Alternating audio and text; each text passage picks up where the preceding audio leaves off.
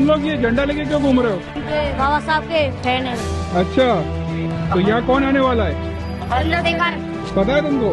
चांद फायर तो लगता है कि ये गोली से डराने वाले लोग हैं। अच्छा, उनसे पूछ के वो बताएंगे। वो खुद बताएंगे किसने गोली मारी थी। अच्छा, क्या नाम है तुम्हारा? राजकुमार। राजकुमार। भोपाल से सीधा यहाँ पे? हाँ, बहुत कवर कर रहे हो आजकल, क्या बात है? काम ही अपना यही है, कवर करने का। ये देखो यहाँ पर जो है बहुत आपकी फोटो। चैनल है तुम्हारा? चैनल है, क्या नाम है? जी तो चलाते हो यूट्यूब? हाँ जी तो क्या मैं 66 चैनल। अच्छा, ये यार ये चीज तो देखने को मिली है कि बहुत सारे लोगों ने अपने अपने चैनल चालू कर लिए हैं।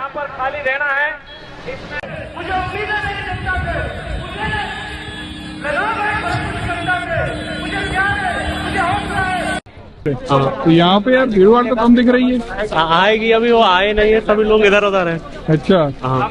तो तुम चंद्रशेखर भाई को देखने आए हो? हाँ। कितने साल के हो? मैं 17। क्या कर रहे हो? BA BR। पढ़ाई कर रहे हो? तुम सिक्योरिटी पे हो क्या? हाँ। सतपाल मलिक भी आ रहे हैं भीम आर्मी से? हाँ। क्या नाम है तुम्हारा? अनिकेत। कितने साल के हो? 18। 18 के हो? पढ़ाई करते हो? क्या कर रहे हो? 12th कर रहे हो अभी? भरतपुर से हो? डीग। हाँ, डीग भरतपुर। हाँ, भरतपुर से ही हो। तो भीम आर्मी कब ज्वाइन करी तुमने? 16 साल की उम्र में कर लिया। अच्छा, क्यों? इंटरेस्ट था। भीम आर्मी ज्वाइन करने का क्या कारण था? मतलब समाज के प्रति सेवा करना। अच्छा, बहुत कम उम्र से तुम्हें समझ है समाज के बारे में। यहाँ देखा, बड़े भाइयों को देख रहे हैं। अच्छा, यहाँ हादसे ही बहुत होते हैं। बहुजन समाज में बहुत हादसे होते हैं। कभी घोड़ी पे चढ़ने पे नहीं दिया जाता, कभी मूछे रखने पे मार दिया जाता है। ये सब सुनते रहते हो? इसी की थी तो हम बीमारी को ज्वाइन कर रहे हैं। अच्छा, तो कर लोगे जातिवाद खत्म? क्यों नहीं होगा? कैसे होगा, वही तो पूछ रहा हूँ। संघर्ष करेंगे। क्या संघर्ष करोगे? अब संघर्ष चल तो रहा है।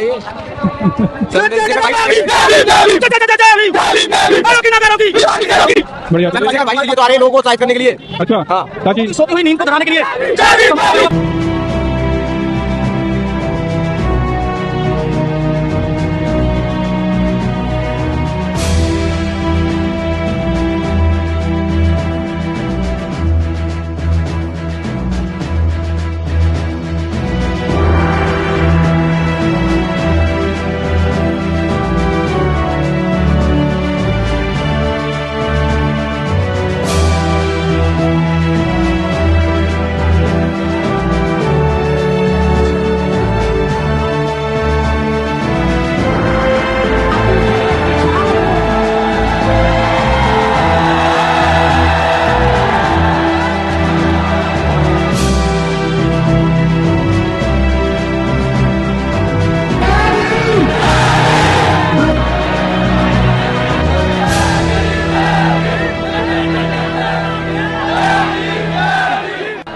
बात को शुरू कर रहा हूँ।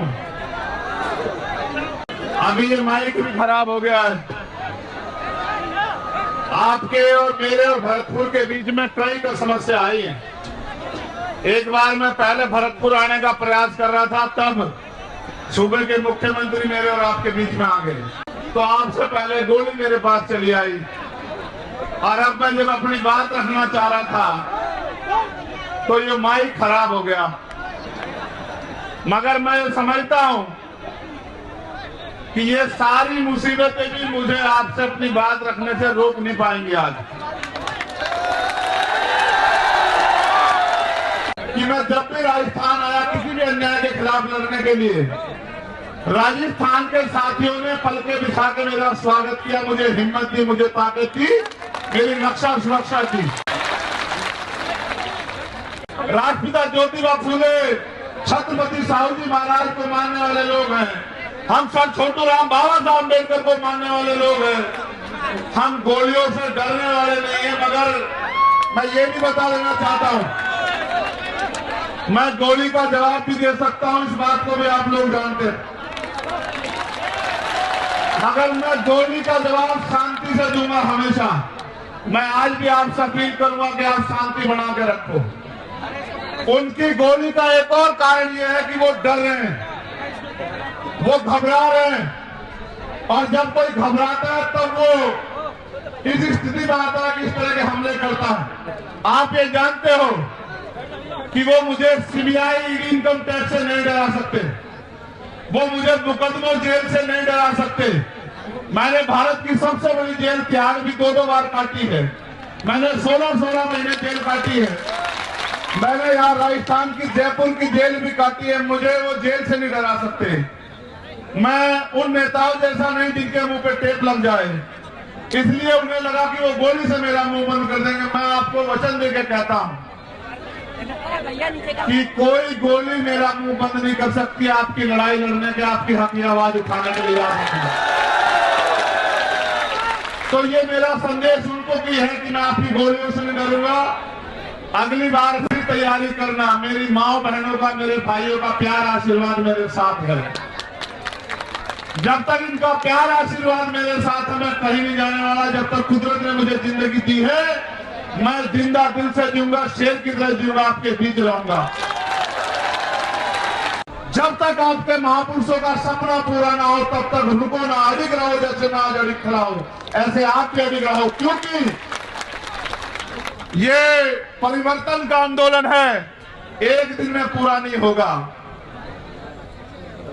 हजारों लोगों की कुर्बानियां होगी। गुलामी की बेड़ियां एक दिन में नहीं कटती हैं।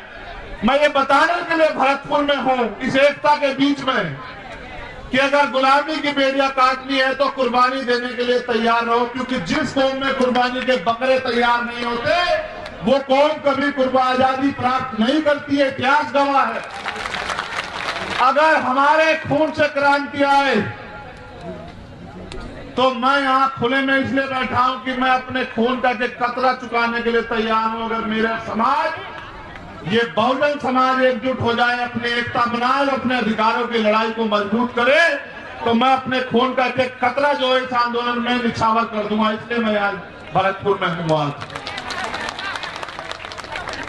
देखो, आज मैं बहुत बड़ा कोई भाषण नहीं करूंगा। ये सच है, मेरी भी इच्छा है कि मैं जिंदा रहूं। जिंदा रहने की इच्छा इसलिए नहीं है कि मुझे बहुत बड़ी कुर्सी पे बैठना है, आपकी दी हुई प्लास्टिक की कुर्सी, और अगर आप जमीन पर बिठाते वो भी मेरे लिए महलों की कुर्सी, हीरो के ताज से बढ़ते हैं। लेकिन सवाल ये है, आज तो मैं महसूस कर रहा हूं बात मेरी जान की नहीं है। मैं चला जाता, मेरी माँ एक दिन रोती, मेरे भाई और एक दिन रोते,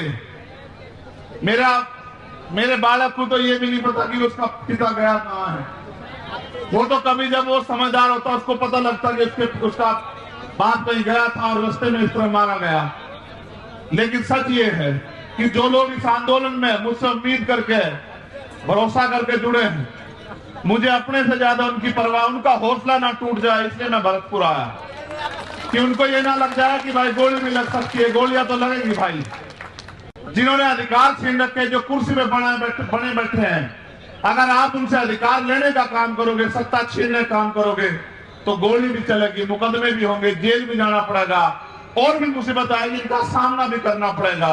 और आज मुझे बड़ी खुशी है कि आज मेरे पे ऐसे बहुत सारे कंधे हैं कि अगर चंद्रशेखर चला भी गया तो ये आंदोलन रुकने वाला नहीं है। इतना भी मुझे भरोसा है थोड़ा।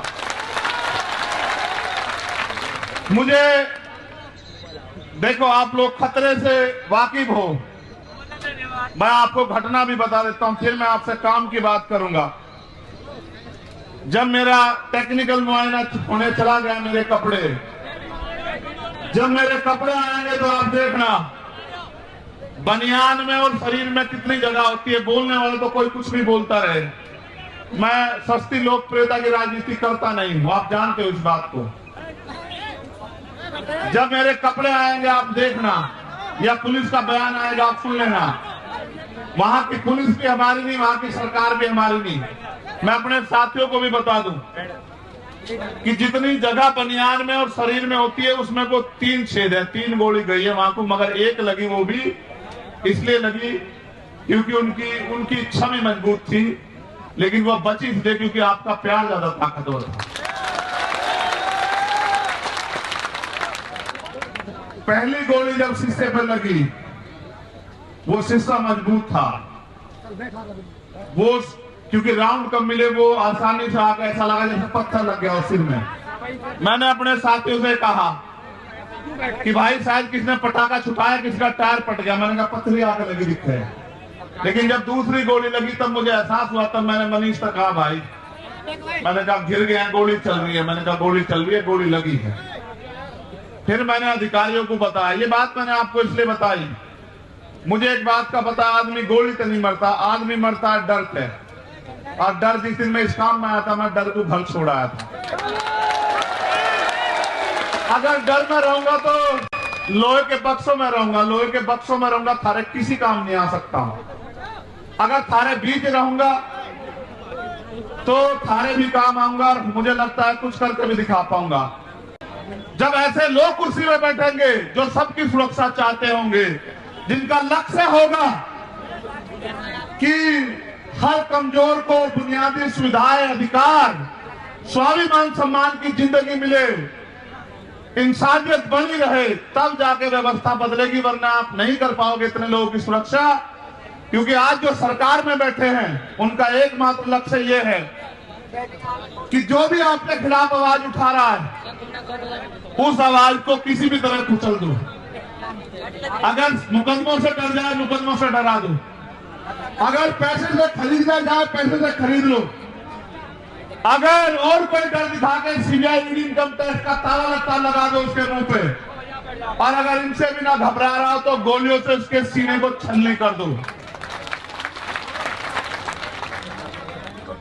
अभी वो गोली नहीं बनी जो आपकी ममता को चीर के पार निकल जाए, ऐसी गोली बड़ी नहीं है अभी, आप चिंता मत करो।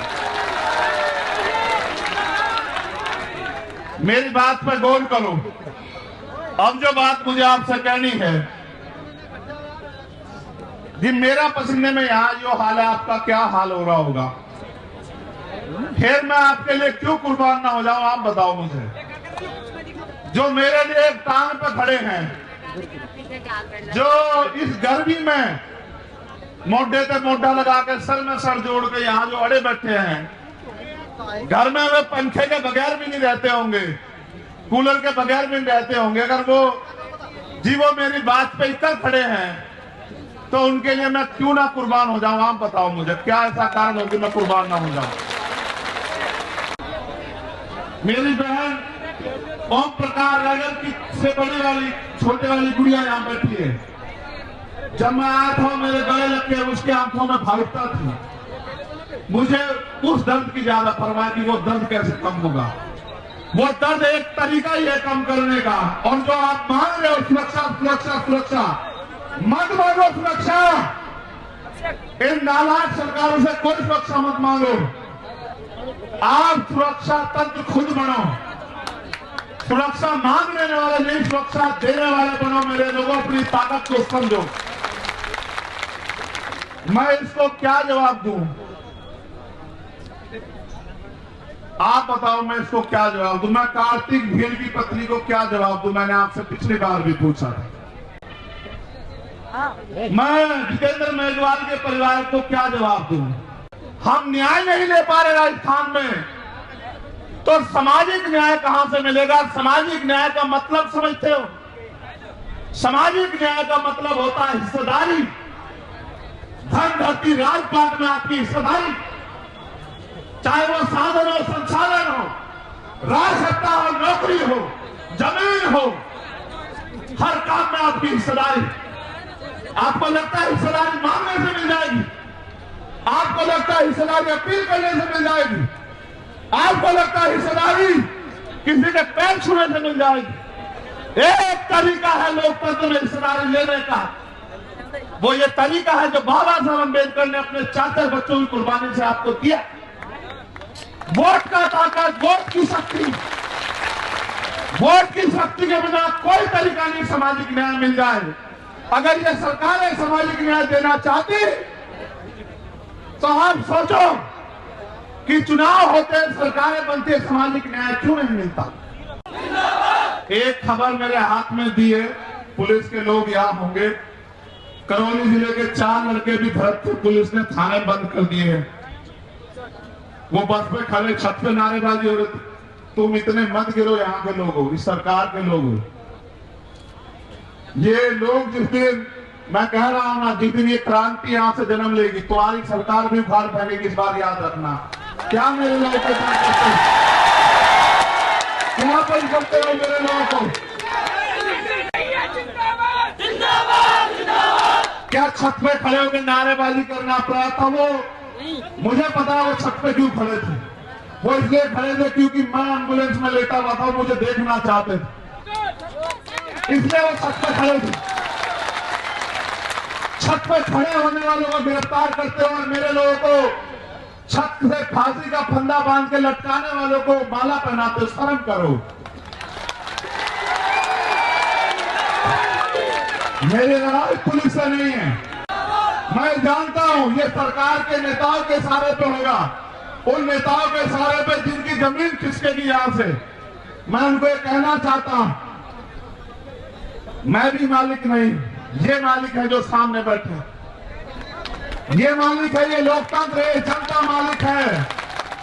ये जनता जिसके साथ, ये जिसके पीछे खड़ी है वो आगे बढ़ेगा।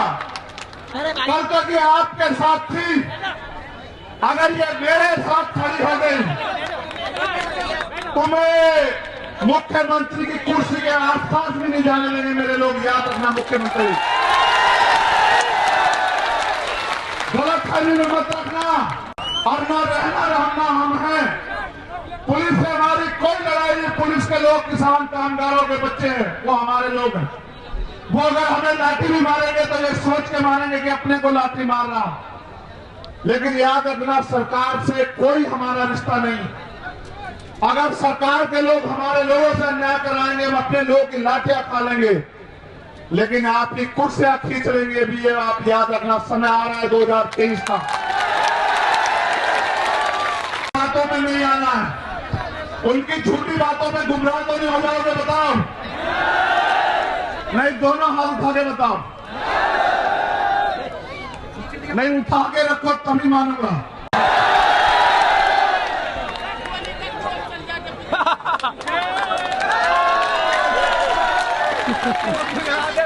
मैं अपनी बहनों माओ से पूछना चाहता हूं, मैंने तो कभी आपके लिए 1 रुपए का काम भी नहीं किया, क्यों आई हूं? तुम चुप हो जाओगे तो उनकी सुन लूंगा मैं।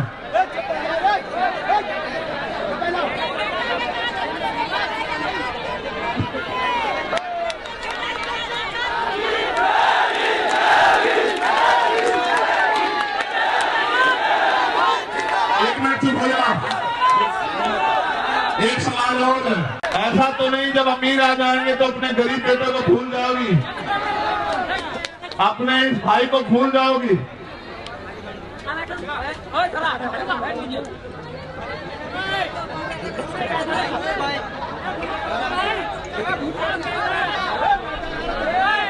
बड़े बड़े नेता, मैं तो छोटा सा आप जैसा हूं, जैसे आप, लेकिन मैं आपको ये वादा कर सकता हूं,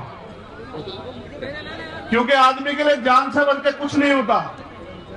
मुझे यहां से MP MLA का चुनाव नहीं लड़ना है, लेकिन मैं ये चाहता हूं कि यहां भी अन्याय खत्म हो, यहां भी आप लोग ताकतवर हो। मैं यूपी में नहीं गया सभा करने, इस घटना के बाद मैं यहां आपके पास आया ये कहने कि यहां आपके पास पहले मौका आएगा अपने लोगों की रक्षा सुरक्षा करने का।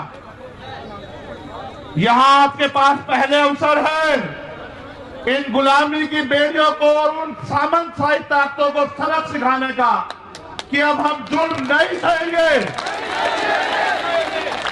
अब हम किसी भी कीमत पे किसी भी अन्याय अत्याचार को बर्दाश्त नहीं करेंगे, चाहे वो चंद्रशेखर आजाद के साथ हो या गांव में रहने वाले आम किसी किसान, कामगार, नौजवान, महिला, मजदूर, किसी के भी साथ होने इस अन्याय को नहीं सहेंगे। ये सबसे बड़ा मौका आपके पास आने वाला है। और मैं ये आपसे आग्रह करूंगा, ये राजधानी है हमारी, मैं इस बात को जानता हूं, ये आग्रह से लगी हुई ये राजधानी है हमारी। मैं आपसे अपील करूंगा, आपने मिट्टी के पुतलों को ताकतवर बनाया। मैंने आपसे पहले कहा कि सबके लिए अपनी जान कीमती होती है, लोग रोटी और जान के लिए जीते हैं। मैं अगर जीता हूं, अगर मुझे ये दूसरा जन्म मिला है, तो मैंने पहला जन्म भी आपके नाम सब कुर्बान कर दिया था और मेरा ये जन्म भी आपके नाम कुर्बान रहेगा। आप इस बात को जान लें। ना मैं आपके स्वाभिमान सम्मान आपके हक अधिकारों से पहले समझौता करता आया और ना आप करूंगा। मेरी जान जा सकती है, लेकिन मैं कभी आपके अधिकारों के को छुपने नहीं दूंगा। ये वादा करने के लिए भरतपुर आया। मेरे जाने के बाद तमाम तरह की बातें होंगी, बस याद रखना। अगर आप ये सोचते हो कि आपके साथ यहां अन्याय हुआ, मैं दिल से कह रहा हूं, आपके पीठ पे पड़ी हुई एक लाठी चंद्रशेखर आजाद की पीठ पे पड़ी है। जब कोई जालिम, देखो मुझसे लड़ाई क्या है मैं बता देता हूं।